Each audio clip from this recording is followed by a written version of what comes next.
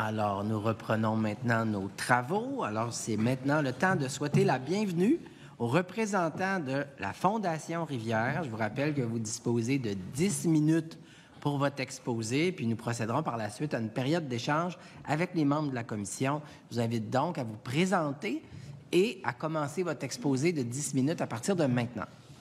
Parfait. Alors, je vais juste indiquer que nous allons commencer par Mme O'Neill, ensuite M. Bourdage, puis ensuite ce sera moi. Mme O'Neill. Madame la ministre, Mesdames, Messieurs les députés, je tiens d'abord à remercier la Fondation Rivière de me permettre de prendre la parole aujourd'hui.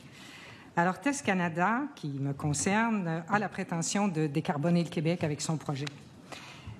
C'est là où le bas blesse, parce que de nombreux experts sont venus contester cette prétention et certains ont même qualifié ce projet d'aberration énergétique. Mais une aberration énergétique qui s'accompagne toutefois de l'implantation de 130 éoliennes sur le territoire de 2 MRC. Alors, la question se pose, pourquoi devrait-on laisser une multinationale faire du profit avec notre potentiel éolien, s'il y en a un, en s'appropriant nos terres agricoles et en détruisant notre patrimoine paysager pour une aberration énergétique? Alors, il n'y a pas d'acceptabilité sociale pour ce projet. Il n'y a surtout aucune intention de la mesurer. Pour TES Canada, l'acceptabilité sociale repose sur les élus et les propriétaires qui accueillent les éoliennes. Nous avons donc une acceptabilité sociale basée sur les redevances, une acceptabilité sociale que TES Canada achète. Alors, pour illustrer mes propos, parce que c'est important, je vais vous parler de ma municipalité, Sainte-Adèle-de-Champlain, composée de 920 habitants. Alors, TES Canada prévoit y installer de 22 à 29 éoliennes, 20 parfois, enfin, ça dépend.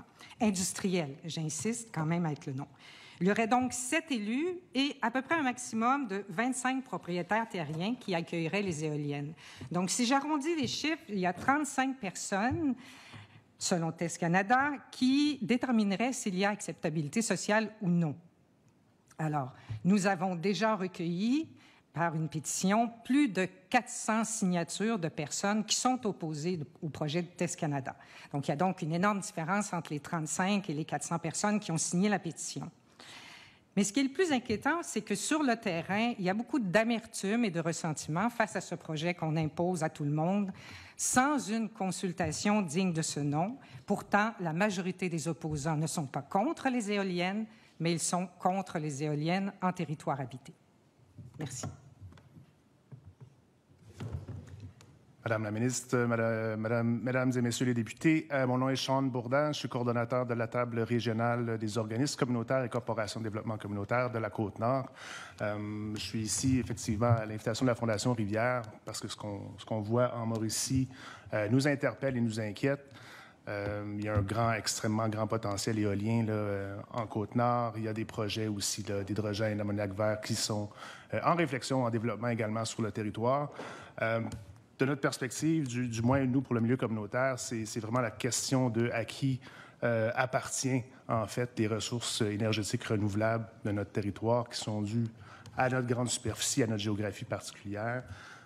On trouve important de minimiser le plus possible la place, en fait, du privé dans cette énergie, dans ces industries-là qui vont être émergentes. La Côte-Nord, déjà, est une région d'une grande richesse dont les richesses nous glissent énormément entre les mains. On parle d'un PIB par habitant de 96 000 en Côte-Nord. N'importe qui est allé en Côte-Nord va se rendre compte qu'il ne reste pas beaucoup de cet argent-là entre les mains des Nord-Côtiers, entre les mains des communautés. Donc, nous, vraiment, notre inquiétude, puis on rejoint plusieurs observations qui sont faites par la Fondation Rivière. Ce qu'on veut éviter le plus possible, c'est de poursuivre là, dans ce modèle industriel colonial de dépossession des ressources naturelles et énergétiques de notre région. On veut qu'elles soient utilisées là, au profit de nos populations et de nos communautés. Merci, Sean. Merci, Carole. Le développement énergétique du Québec, là, il va se faire en région. Fait qu'on a décidé d'inviter des gens de la région pour venir avec nous parce que c'est important que vous entendiez les citoyens. Madame la ministre en particulier, il y a un défi en ce moment. On est très inquiet du Far West ou du mode de développement qui a été préconisé dans la dernière année. Ça génère énormément d'inquiétudes dans la population. Et l'acceptabilité sociale, la transition énergétique, elle va se faire avec les citoyens. Donc là, on n'est pas enligné vers ça. Si la CAQ ne voulait pas un débat public, vous en avez un, puis c'est pas le bon. Donc, on souhaite que ça soit corrigé. On s'inquiète beaucoup du projet de loi 69. Vous allez dire qu'est-ce que les rivières viennent faire là-dedans? Bien, c'est essentiellement le couplage entre la production éolienne et l'hydroélectricité. Production éolienne, production intermittente, hydroélectricité, production stable.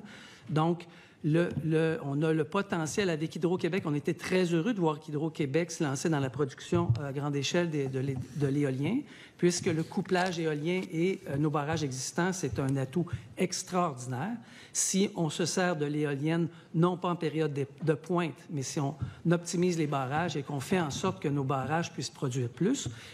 Mais quand on est dans des projets d'autoproduction tels que TES Canada ou les projets on voit poindre sur la Côte-Nord, on se retrouve dans une dynamique où là, c'est clair que l'autorisation de produire, d'autoproduction d'énergie éolienne va devoir venir avec du couplage. Et le couplage, c'est pas Hydro-Québec qui va fournir le courant, on sait déjà qu'il n'y en a plus. Donc, ce qu'on craint, c'est qu'avec l'augmentation du 50 à 100 mégawatts des droits hydriques qui sont préconisés dans le projet de loi, bien là, on ouvre au moins 24 nouvelles rivières sur la Côte-Nord qui pourront être harnachées. On s'entend, il n'y a pas de projet actuellement, mais il y en a deux, là. Il y en a deux, un qui est Onimiki avec la rivière Kipawa, puis il y en a un autre sur la rivière Gatineau. Ça tombe bien, ils ont en bas de 100 mégawatts, mais plus de 50. Donc, on voit dans cet élément-là une ouverture à de la production privée de petites centrales. Donc, rappelons que la production privée de petites centrales, malgré la participation, qu'elle soit à 25 ou 30 des intérêts locaux, elle divise les populations et surtout, elle ne sert pas les besoins de pointe du Québec. Ça ne produit pas les centrales en hiver au fil de l'eau. Les réservoirs, oui, mais pas les centrales au fil de l'eau. Et là, on se retrouve avec deux projets qui sortent de nulle part, qui arrivent et qui ne répondent pas aux besoins d'Hydro-Québec, mais qui pourraient servir au développement économique, au supposé développement économique. On s'inquiète beaucoup de ça. On s'inquiète de ça parce que c'est comme si on revivait, c'est Back to the Future avec la commission Doyon qui a fait une commission d'enquête publique quand il y avait justement une prolifération de ce type de projet privé-là. On pense que Hydro-Québec est en posture pour répondre à la demande et que la nouvelle stratégie d'énergie éolienne, de production éolienne, elle est pertinente. Dans les éléments qu'on souligne dans notre mémoire, on s'inquiète un peu, en fait de la concentration des pouvoirs au sein du bureau du ministre de l'Économie, de l'Énergie et de l'Innovation, et cette notion-là d'inscrire dans la loi que les projets en conformité avec les objectifs économiques du gouvernement pourraient être permis. On est loin de cette idée que la production doit servir à la décarbonation d'abord. Donc, d'autres ont souligné évidemment ce point-là. Puis, finalement, une idée qu'on a discutée, on en a parlé avec Hydro-Québec, puis on sent que ça commence à faire son chemin, c'est cette possibilité-là de réduire au maximum l'impact sur le territoire en utilisant les espaces déjà perturbés, que sont les zones d'Agrande, la Manic, les endroits où il y a déjà eu des perturbations. Et quand on veut atteindre l'objectif de 30 de protection du territoire, on ne parlera pas du caribou aujourd'hui, mais ça compte. Il y a des routes, des chemins. N'importe quelle production énergétique a un impact sur le territoire. On peut le limiter. On a les moyens de le faire. On a le territoire pour le faire.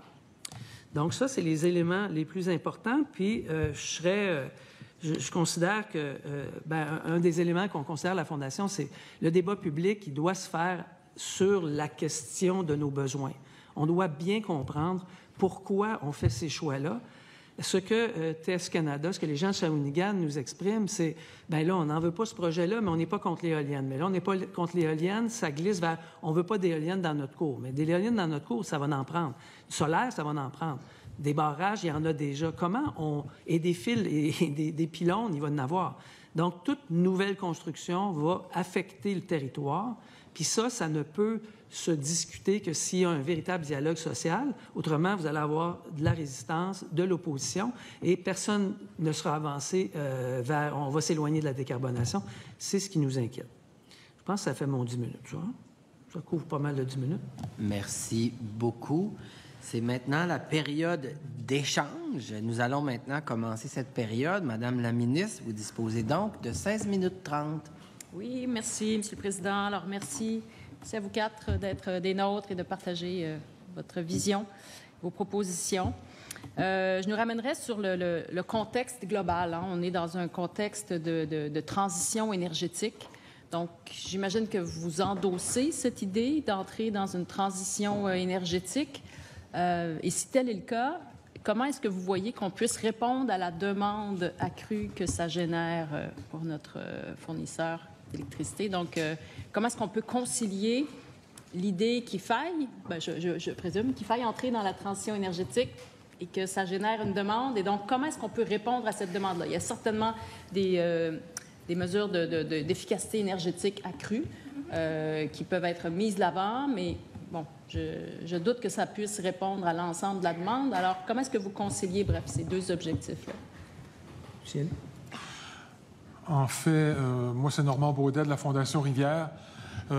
Essentiellement, il y a des orientations qui sont intéressantes qui se développent actuellement chez Hydro-Québec.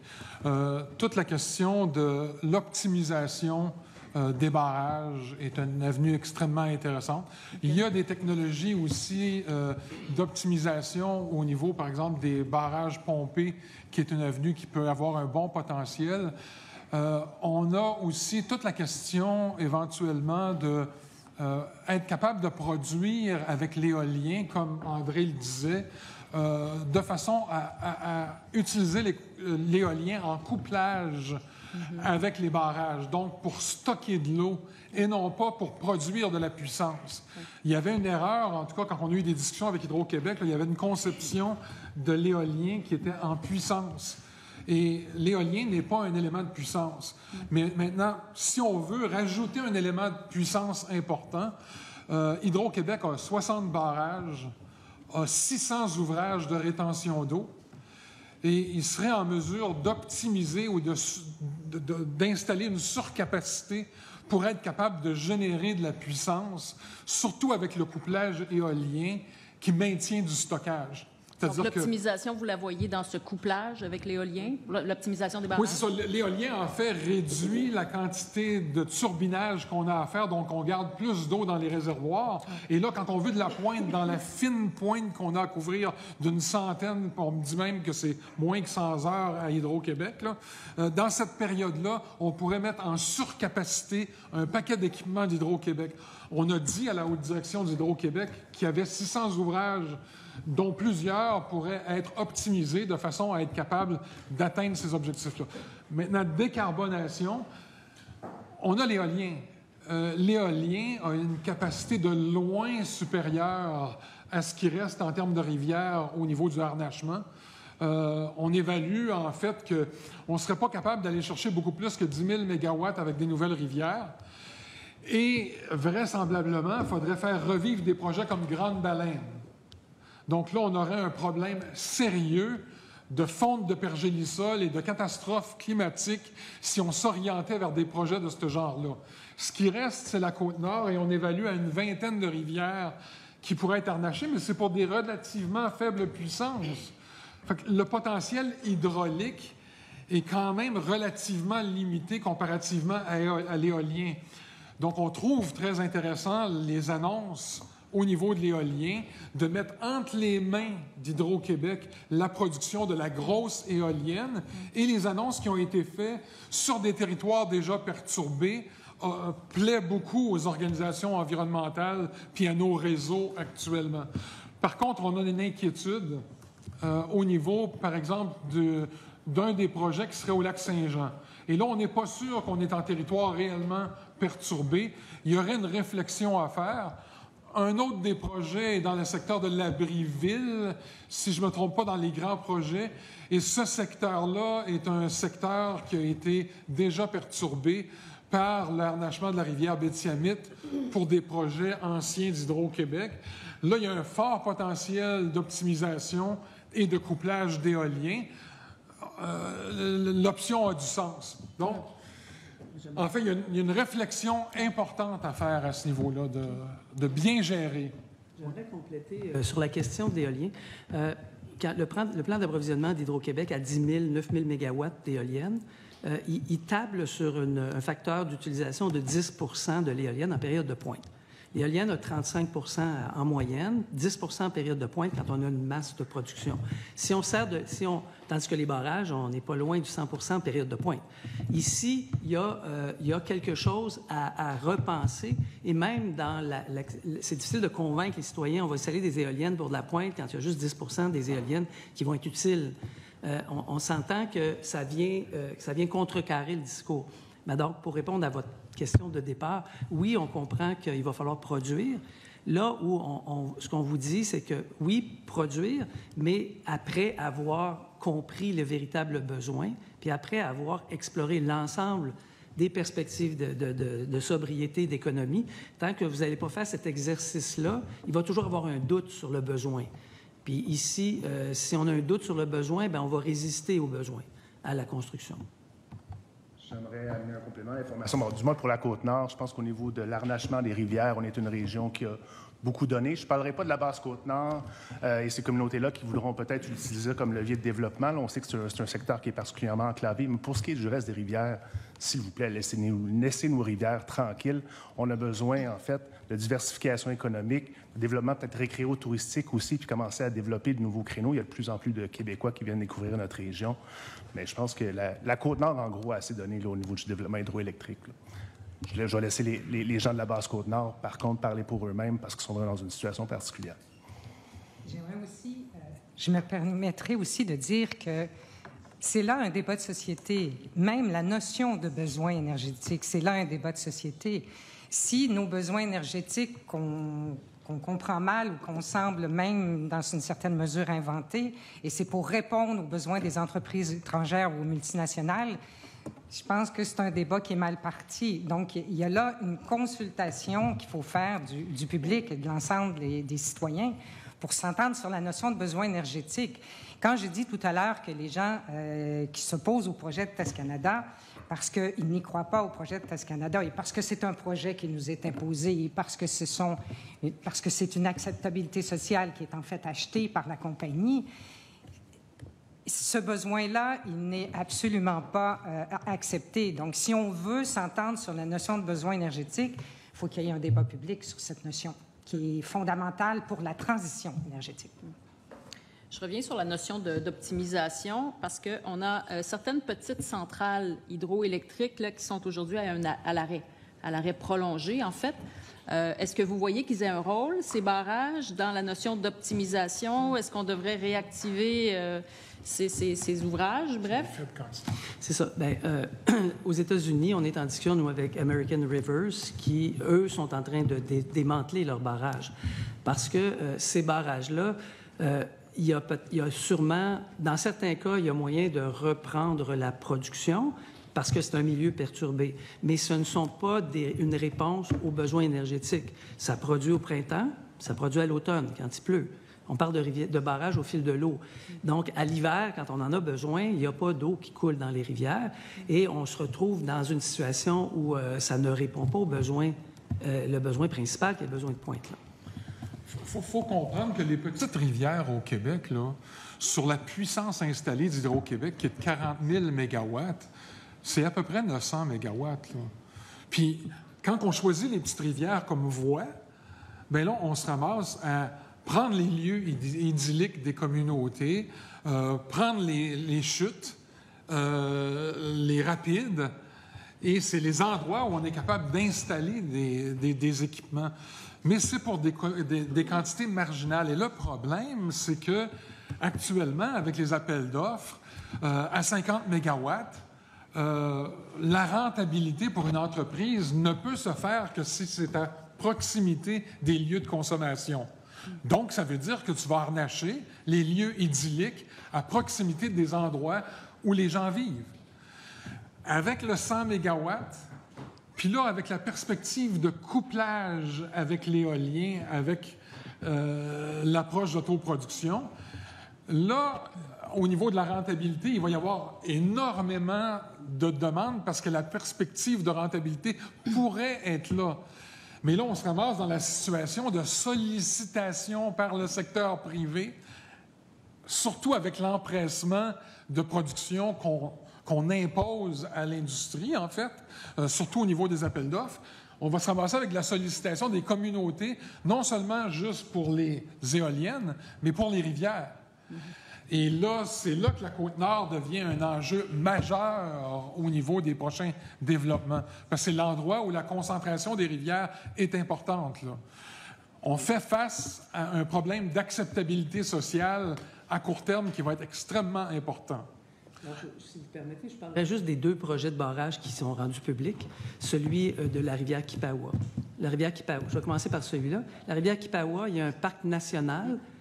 Il y a le parc national Opémican qui a été développé par la voix de la communauté. Et là, maintenant, ce qu'on dit, c'est l'eau dans le parc dans le parc de la rivière Kipawa provient d'un réservoir.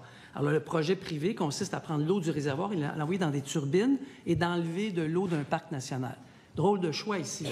Donc, on va débattre un projet privé ou un parc national public. L'eau appartient à qui? Ça, c'est un des débats. La rivière Gatineau, les 2 projets qui viennent d'apparaître, bien, c'est les 2 chutes sur la rivière Gatineau qui sont utilisées par des adeptes de plein air. Nécessairement, on impacte sur le territoire, puis nécessairement, on n'en a pas besoin. J'aimerais céder la parole à mon collègue de Rouyn-Noranda, Témiscamingue. Merci. Combien de temps? 5 minutes. Témiscamingue, vous disposez de 5 minutes. Merci. Bonjour, Mme Auné, M. Bourdin, M. Bélanger, M. Baudet. Naturellement, mon nom de comté, la circonscription, c'est Rouyn-Noranda, Témiscamingue. Donc, je vous écoute parler depuis tantôt. Puis, naturellement, le dossier m'interpelle, puis je le connais bien. Première question, je reviens naturellement sur le projet Onemiki que vous parlez. Première question, OK, dans votre document, vous dites que c'est un projet privé. Antérieurement, le groupe avant vous, qui était la FQM, qui était là, eux préconisent beaucoup les projets du milieu. Alors, pour les gens qui nous écoutent, le projet Onemiki, il est détenu c'est une société en commandite qui est détenue par la Première Nation de Québec, des Anishinabés à 20 Première Nation de Wolf Lake, qui est Anishinabé, qui a l'autre 20 la MRC du Témiscamingue, qui a 40 et le dernier partenaire, c'est, demandez-moi pas de prononcer le nom de la compagnie, mais essentiellement, c'est Mastoyache, OK, qui détient 20 La semaine dernière, le chef Gilbert Dominique était ici, d'ailleurs, puis montrait les succès qu'il y a eu ce modèle d'affaires-là et qu'eux, maintenant, deviennent partenaires dans d'autres projets par leur expertise et aussi au niveau financier. Vous dites que c'est un projet privé. Puis quand je regarde la société en commandite, ce sont tous des communautés, autant un MRC un autre, qui ne sont pas des entreprises privées.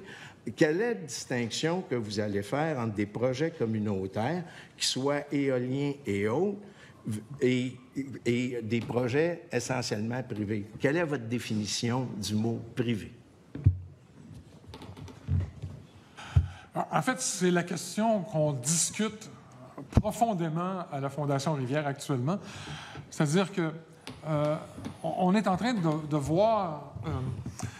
une des problématiques, c'est qu'on voit dans des communautés le fait que des promoteurs s'en vont voir des communautés autochtones et s'entendent avec des communautés autochtones et viennent rencontrer après ça les autorités locales et la population et disent, bien, vous ne pouvez pas vous opposer, une communauté autochtone est intéressée par le projet. Donc, on a une problématique, en fait, de faire en sorte que les allégeances ne soient pas gagnées par les promoteurs. Donc, il faudrait réfléchir à une autre façon de faire et se dire, est-ce qu'il n'y aurait pas moyen au Québec que, par exemple, Hydro-Québec crée un fonds? Et dans le projet de loi, il y a l'idée de créer un fonds pour aider les gens qui seraient impactés au niveau de la tarification. Mais là, on pourrait élargir ce fonds-là et dire un fonds aussi pour assister les organisations publiques pour être capables de participer à des projets de façon à faire en sorte que personne ne tire les ficelles derrière.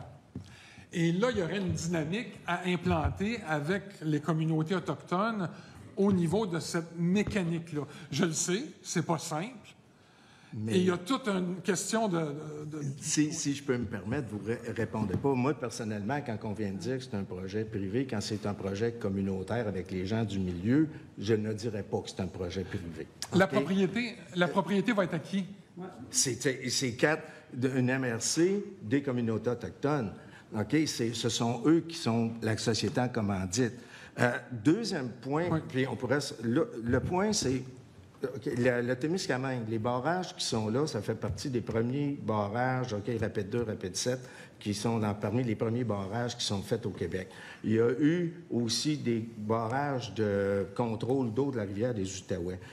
Ces projets-là, les communautés n'ont jamais bénéficié des retombées de ces projets-là, comparativement maintenant aux projets actuels que le gouvernement veut mettre en place avec Hydro-Québec et tous les intervenants.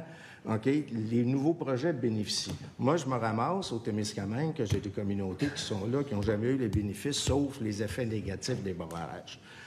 Par la suite, le potentiel éolien, si on prend au Témiscamingue, n'est pas démontré. Alors, le milieu veut se prendre en main, essayer d'avoir des sources de retombées économiques pour leur population et leur communauté.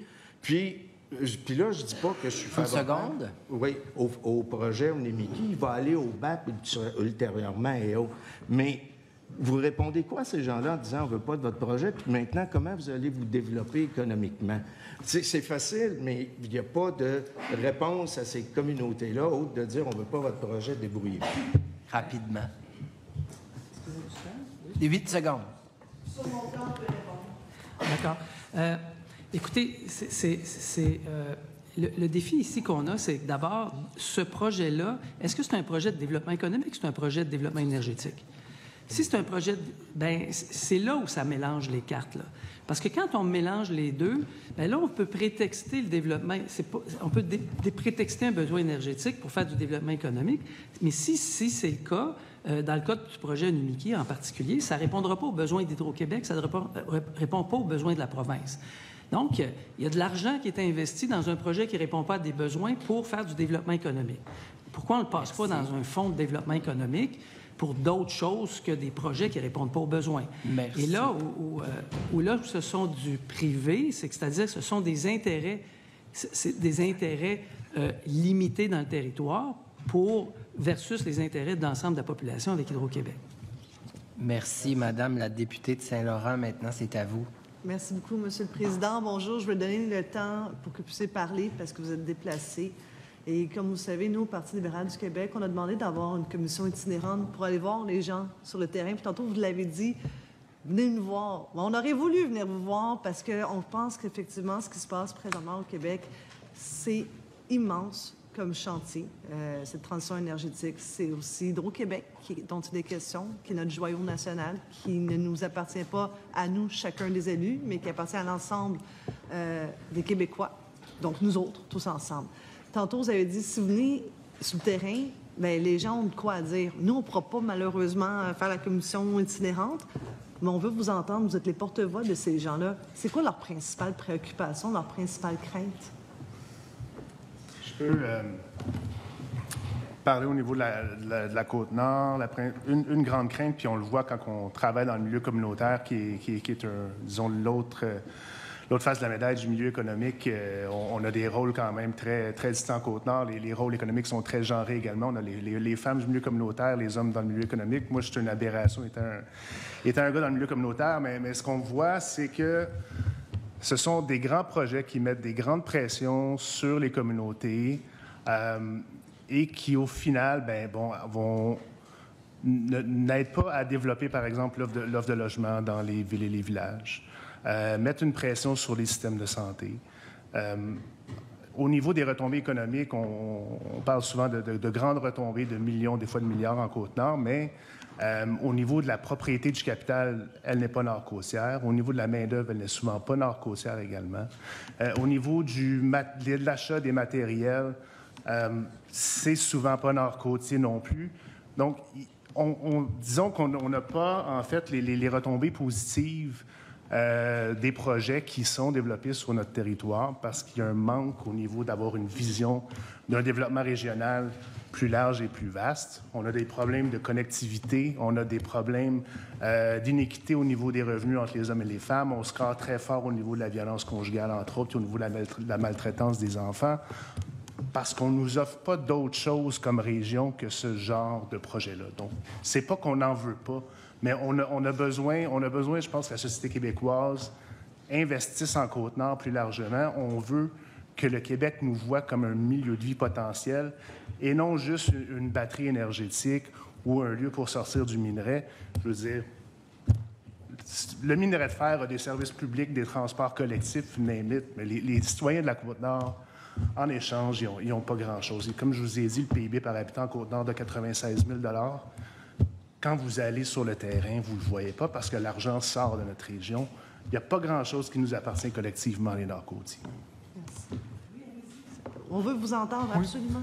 Bien, Je vais tout vous donner Oui, le ben, temps. On va faire le tour, inquiétez-vous pas. OK, bien, je voudrais... Madame O'Neill, allez-y, Ouais, non, c'est Madame O'Neill. Je vous donne la parole.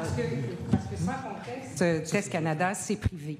Donc là, on ne s'obstinera pas entre société en commandite avec le milieu, pas le milieu. C'est un projet entièrement privé. C'est... quand même, je répète, là, 130 éoliennes industrielles de 200 mètres de haut pour quelque chose dont on n'est pas convaincu, dont même les experts ne sont pas convaincus, et c'est un chambardement complet de nos communautés. Bien sûr, les élus sont attirés par les redevances, puis on peut les comprendre parce que la situation financière est parfois difficile, mais quel est le prix à payer? Donc, s'il y a des profits avec le parc éolien et Test Canada, son projet d'hydrogène vert, il ne sera pas dans les poches des communautés. C'est des miettes qui reviennent aux communautés, vraiment des miettes. Ils ont beau se vanter de dire 238 millions sur 20 ans, mais c'est des miettes par rapport au profit qu'ils vont faire.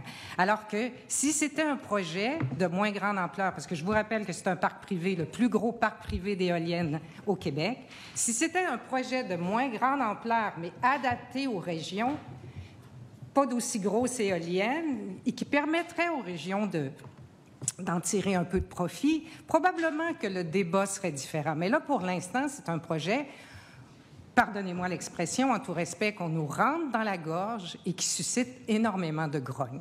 Est-ce que je peux vous donner un exemple? La semaine dernière, on a reçu différents intervenants, dont un qui nous a parlé des îles de la Madeleine. Ça s'est fait un tiers la municipalité, un tiers Hydro, puis un tiers le privé. Et il disait que ça s'est bien passé. Il y a eu 2 tours éoliennes. Ils ont dit que ça n'a pas été rentré dans la gorge. Est-ce que ça, pour vous, c'est quelque chose qui a bien fonctionné aux îles de la Madeleine parce que la communauté a participé, la ville a participé et quand même, les gens ont été entendus? Ce serait acceptable dans la mesure où les élus acceptent d'intégrer les citoyens à la consultation et au débat. Et quand on décide de faire ça, il faut absolument géolocaliser le territoire pour mettre les éoliennes, pas aussi grosses que 200 mètres de haut, mais pour mettre les éoliennes le plus loin possible, qui a le moins d'impact possible sur la communauté. Mais sûr que si la communauté fait partie des discussions, il y a une consultation digne de ce nom, qu'il y a une partie au privé, les choses seraient complètement différentes, mais pour l'instant, il n'y a pas beaucoup de débat public. Dites-moi, en 6 ans, est-ce qu'il y a eu une consultation digne de ce nom qui a été faite par le gouvernement de la CAQ? Pas pour Test Canada, en tout cas. Ça, je peux vous l'assurer. Mais même pas les élus non plus. Ça, je peux vous l'assurer. Pour ma région, vous mentionnez l'exemple des îles de la Madeleine, mais je pense que dans le cas de la Côte-Nord, c'est peut-être effectivement une participation des Premières Nations, des MRC des villes et Hydro-Québec, mais c'est parce que tant qu'il va y avoir, ou ceux qui va y avoir du privé en Côte-Nord, le capital ne sera probablement pas nord-côtier, puis c'est encore là où on se retrouve à avoir de la richesse qui nous glisse dans les doigts. Donc, mais un modèle avec une participation publique à différents niveaux et avec les Premières Nations, effectivement, ça peut être intéressant pour nous. Moi, j'aimerais souligner qu'il y a une alternative dont on parle peu, puis qui est ce qui s'est passé à Lac-Mégantic, les micro-réseaux électriques. Et donc, les micro-réseaux électriques, nous avons déposé un projet de financement pour étudier l'allègement de la réglementation qui permettrait d'accélérer le développement de micro-réseaux électriques parce qu'on considère que c'est un élément qui permettrait de faire du développement économique régional avec l'acquisition d'expertise, de connaissances et de maîtrise sur le territoire. Donc, on parle ici d'une combinaison d'économie, de mobilisation citoyenne, c'est ça que Lac-Mégantic nous a appris, et aussi de construction de petites éoliennes, de solaire, de toutes sortes de combinaisons. Et ça, c'est probablement quelque chose qui serait extraordinairement rentable et intéressant en région, parce que là, tu règles un enjeu d'autonomie énergétique, tu développes aussi une capacité des communautés à s'intéresser et à devenir capables de prévoir, de développer une pensée énergétique. Et ça, bien, on espère avoir le financement, mais Hydro-Québec est partenaire dans le projet. Bien, vous savez, vous prêchez une convertie et déconvertie parce que le député de Jacques-Cartier, qui se trouve être aussi mon mari, a écrit une lettre ouverte, a déposé ce projet-là en prenant ses assises par rapport à Lac-Mégantic, qui fonctionne très bien. Il l'a proposé à l'ex-ministre, qui semblait très ouvert, mais là, on a une nouvelle ministre, donc on va voir s'il y a une ouverture, parce que nous, on est au micro-réseau. Et là, il ne reste pas beaucoup de temps. Il reste 1 minute 30. C'est à vous. En fait, on est dans... Ce qui est ahurissant, c'est qu'au Québec, on est dans les premiers balbutiements de ce genre d'initiative-là, qui est très bien implanté en Europe dans les communautés, où on est capable de faire l'harmonisation d'une diversité de sources énergétiques à l'aide de des réseaux intelligents. Donc là, on est capable d'avoir une intégration de l'éolien qui vient en complémentarité de façon à assurer la stabilité du réseau local. Donc, on a vraiment une assise de développement économique régional et le couplage, éventuellement, avec des rivières peut s'avérer extrêmement intéressant aussi pour des vieilles installations, pour leur donner une seconde vie. Mais je reviens... Il faut faire attention, ce n'est pas les premières solutions à implanter au niveau du harnachement de nouveaux modes de production. Juste l'implantation de l'infrastructure qui permet d'intégrer une diversité de technologies localement est l'assise sur laquelle on doit construire. Et c'est impossible de penser à l'économie d'énergie ou à l'efficacité énergétique si on n'a pas un réseau local intelligent. C'est très difficile, là. Donc, il me reste peut-être une dernière question. L'ancien ministre, M. Pierre Fitzgibbon, a aussi parlé de différentes options. Là, on a parlé du solaire, on a parlé des barrages, mais aussi ouvert la voie du nucléaire. Vous, sur le terrain, vous entendez quoi par rapport au nucléaire? Alors, il ne reste plus de temps. Je suis désolé, c'est maintenant le temps de céder la parole au député de Maurice Richard pour 3 minutes 28 secondes. Merci beaucoup. Peut-être rapidement sur TES Canada, comme vous le savez, c'est un dossier qui est important et je pense qu'on n'en a pas assez parlé dans cette commission. Premièrement, est-ce qu'il y a eu un appel d'offres pour que TES Canada a-t-il gagné un appel d'offres pour exploiter les gisements éoliens dans votre région? Tout ce qu'on a su par les journaux, c'est que France Desmarais-Chrétien a réussi à convaincre le gouvernement caquiste de lui octroyer un bloc de 150 mégawatts pour son usine de production d'hydrogène. Et le PDG était fier de dire que le projet a été rapidement accepté par votre prédécesseur, Madame la ministre. Et donc, il n'y a pas eu d'appel d'offres. C'est octroyé rapidement à TES Canada. Est-ce que vous êtes au courant d'un business case, excusez l'anglicisme, là, qui explique en quoi c'est positif pour votre région que TES Canada s'installe? Les deux seuls arguments de TES Canada dans toute leur publicité, c'est la fameuse décarbonation que les experts ont battue en brèche et les redevances. C'est les deux seuls arguments sur lesquels repose le projet de TES Canada, les redevances. Je vais vous partager une anecdote ou une information. J'ai rencontré TES Canada qui m'ont bien expliqué qu'ils avaient des pourparlers avec Énergir pour leur vendre une grosse partie, etc., avec des jolies courbes, etc. Et joie du calendrier, par hasard, j'ai rencontré les représentants d'Énergir une semaine plus tard qui m'ont dit qu'ils n'avaient absolument rien signé avec TES Canada que si TES n'était pas capable de fournir l'électricité pas chère, et vous avez vu comme moi les études, l'électricité, pardon, le gaz renouvelable pas cher, et vous avez vu comme moi les études qui montrent à quel point ça va être cher, qu'en fait ils avaient zéro engagement pour acheter ce gaz-là. Il me reste très peu de temps. Je voudrais revenir à ce que vous avez dit sur l'arnachement des rivières plus au nord et du Perche du Sol. Est-ce que vous pouvez développer, s'il vous plaît? Oui, en fait, dans l'analyse qu'on a fait des rivières disponibles actuellement, il y a les grandes rivières qui auraient un potentiel sont en haut du 55e parallèle. En fait, Hydro-Québec a essentiellement harnaché tout ce qui était pas mal harnachable lorsqu'on va vers le nord, en bas du 55e parallèle. Ça veut dire qu'on se retrouverait, si on fait revivre des projets comme Grande Baleine, par exemple, on se retrouverait à inonder des territoires de pergélisol. Et donc des émissions majeures de gaz à effet de serre. Oui, effectivement. C'est un danger majeur. En fait, on pourrait parler d'une bombe climatique là, au Québec. En 30 secondes, oui, j'ai une dernière question. C'est clair, j'ai une dernière question pour vous.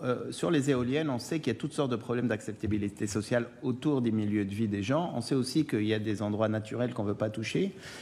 Parlez-nous des endroits perturbés où vous pensez qu'il faudrait mettre des éoliennes. En fait, Hydro-Québec a 60 barrages importants.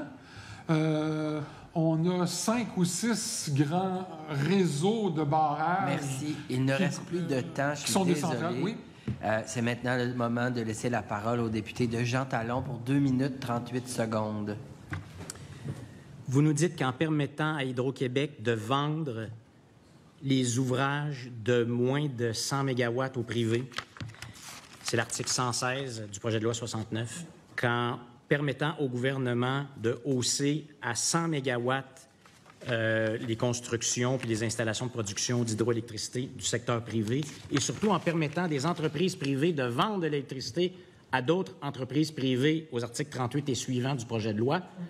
Vous nous dites que ça ouvre la porte à une privatisation de la production sans contrôle adéquat, menaçant à nouveau notre environnement, notre économie et la paix sociale. C'est bien ça? Oui.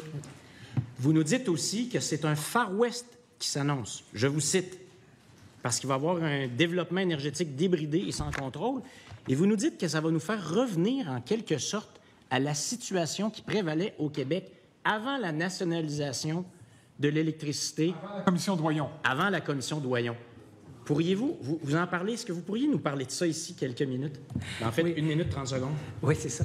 Tu sais, TES Canada vient illustrer ce qu'on craint. Okay? Ici, dans un cas de même, on a un promoteur qui est avec un projet qui dit qu'il y a des ententes, qu'il n'y a pas des ententes, qui dit qu'il connaît, qu'il ne connaît pas, et qui signe des ententes avec des propriétaires pour obtenir faire verser des compensations qu'il n'aura peut-être pas besoin de verser, parce qu'on ne sait pas si le projet va arriver. Ça commence à ressembler à du Far West.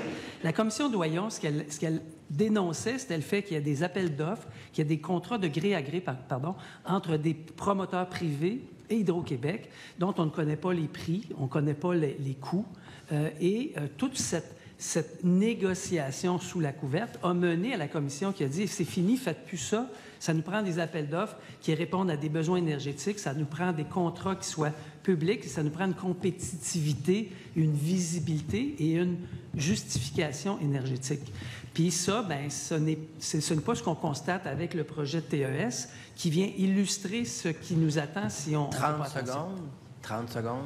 En fait, je vais vous laisser terminer là-dessus, parce que le projet de TES Canada, c'est celui qui a été vendu et complimenté par l'ancien ministre. Complètement à l'extérieur des cadres. Vous dites que si c'est ça le modèle, ça va nous mener vers le Far West.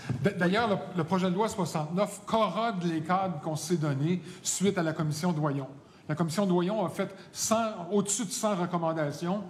De là sont venues l'obligation de faire des appels d'offres d'Hydro-Québec et même la création de la Régie de l'énergie. Merci. Et actuellement, le projet de loi va dans tous les articles de loi et corrode. Merci. Il ne reste plus de temps. Je suis désolé. Il ne reste plus de temps. Je vous remercie vraiment pour votre contribution aux travaux de la commission.